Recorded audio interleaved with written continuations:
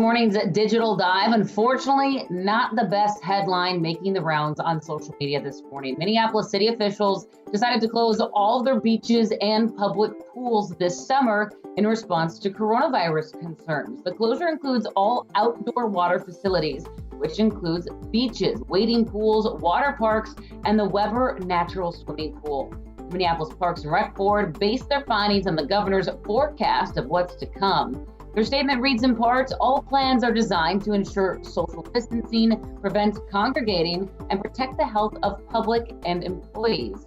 The city said parks and trails are going to stay open, along with parkways, playgrounds, athletic fields, golf courses, and dog parks.